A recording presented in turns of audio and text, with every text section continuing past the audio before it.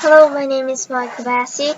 I would first like to reject my opponent's definition, which is only abolishing prisons for non-violent crime. She said non-violent crime includes property crime, fraud, drug, alcohol, prostitution, and so on. However, violent or non-violent crime doesn't matter because both did something against the law and damaged society. Maybe prison sentences can be changed by how serious the damage was, but it doesn't mean that we should abolish prison for non-violent crime.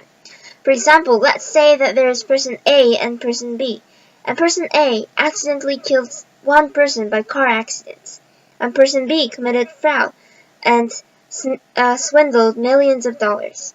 In this case, your definition is saying that person A has to go to prison, but person B doesn't have to go to prison and just get rehabilitation. Do you think this is fair? I don't think so. Next, I would like to respond to my opponent's points. She was mainly talking about that non-violent criminals, especially drug addicts, should take rehabilitation instead of being in prison. I don't know what kind of rehabilitation she's talking about, but the Federal Bureau of Prisons offers drug treatment plans to all inmates who qualify prior to their release from custody. BOP operates several types of drug abuse programs, including residential programs, transitional programs, non-residential programs, and drug education programs. Transitional services programs provide continued care and support to inmates living in halfway houses who are making the transition from custody to society. Now let me move on to my argument about why we need prisons. Prisons make society safer. The first point we should consider is crime reduction. Criminals have damaged society. They deserve to be punished. Depriving somebody of their liberty is an effective way of doing this. It also acts as a deterrent to other offenders. Reducing reoffending by ex-prisoners, a report by the Social Exclusion Unit states, a prison sentence presents the opportunity to reduce crime, providing a deterrent and the period of imprisonment incapacitating those who would commit further crime. Furthermore, prisons prevent victims' families from taking revenge. In countries with overcrowded prisons, families often take the law into their own hands or have blood debts. They take revenge on criminals by killing them.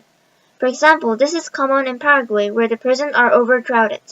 When murders or rapes are let out of prison early or let off on charges due to overcrowding, they are often murdered by the families to the victims.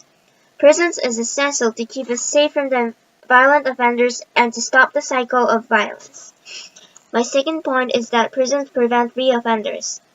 Prisons provide education and social rehabilitation programs to make people take responsibility for their actions or examine what they have done. Prisons ensure that offenders are out of circulation and that they cannot commit more crimes while they are in prison. The falling crime rate in the United States demonstrates that prison reduces crimes. That crime began to fall in 1993 after the imprisonment rates began to increase. There are many schemes in prison that tackle problems associated with reoffending, such as education, training, drug rehabilitation, and resettlement work. For example, the research done by academics at the Birmingham University concluded that prison was effective in reducing property crime when targeted at the serious and repeat offenders. They concluded that an increase of just 1 month in the average sentence length of the burglaries would reduce burglaries in the following year by 4,800, out of an annual total of 962,700. Also, in prison, we're not only caging people, but also they can get education and work skills, life skills training, and prepare inmates for employment by getting qualification for jobs. And also having well-regulated life in prison helps inmates to reintegrate into society easier.